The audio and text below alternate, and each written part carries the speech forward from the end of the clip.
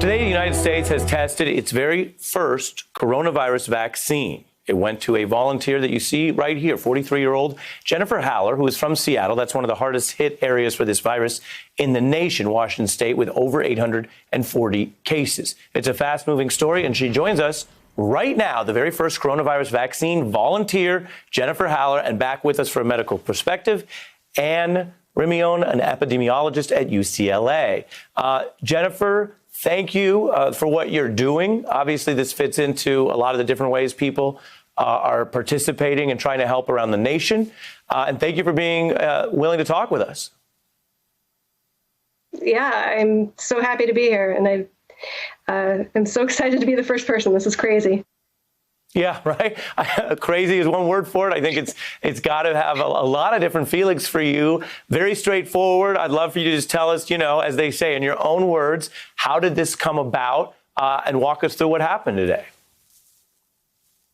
Yeah, just a couple of weeks ago, there was a call for volunteers, and filled out a form and got a call back, and went through the phone screen, past that, went in person for a physical exam, blood draw. Everything looked good there, and here we are. I went in this morning at 8 a.m. and got the first dose. There it is. I am.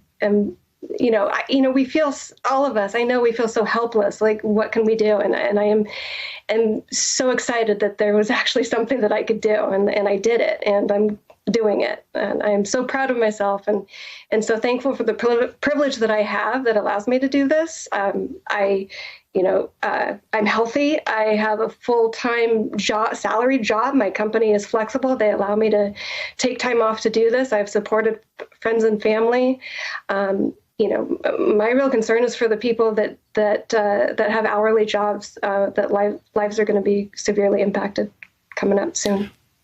Based on what you're learning and what you're participating in, where does this process go from here?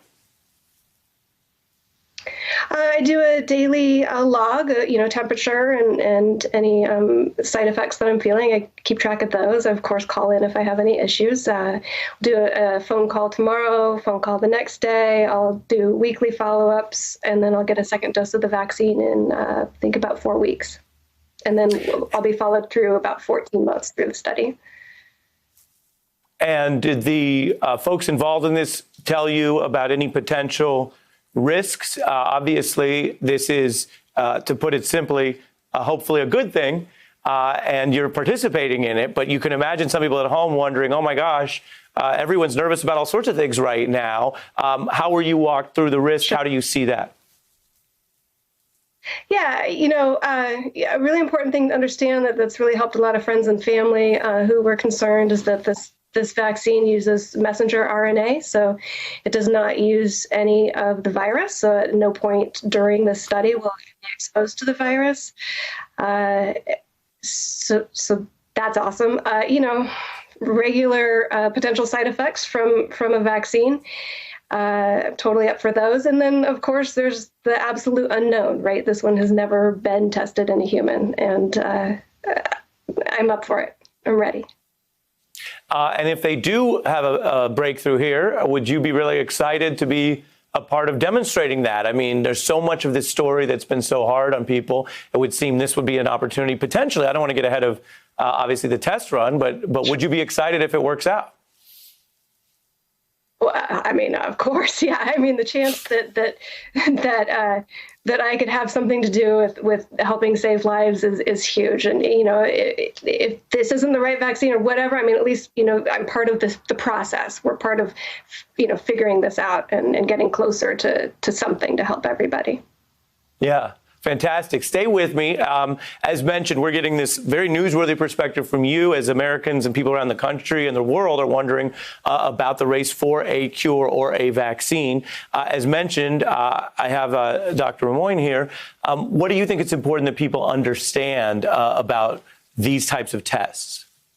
So in terms of the vaccine that we're discussing right now, vaccines will take a while to be able to move forward and to be able to go through all the safety testing. There are a lot of regulatory aspects here, and what this woman is doing right now, which is really wonderful, is participating in a vaccine trial. In terms of tests, there are several tests that are coming online, and the more that we can get screening going rapidly, disseminated everywhere, the better we are, and the more that we'll understand what we have in this country in terms of burden of infection. That will help dictate where policy goes. And again, following up to you, everyone wants to know about timelines. How quickly do you think we could learn about whether a given vaccine or a given experimental cure could be workable and then distributed? It really, there are several steps, regulatory steps that have to happen, and this is to protect people, to make sure that there are no side effects, that the safety data is really straight, is very good. And once we have those data, then it can move forward into the next step. But there are always several regulatory steps that protect everyone, so that when a vaccine is available to the public, it will we'll know that it works well. And we still do believe that this will take at least a year or so to be able to be available to the public. So right now, all of the measures that we're talking about, we can't be putting our hopes into a vaccine.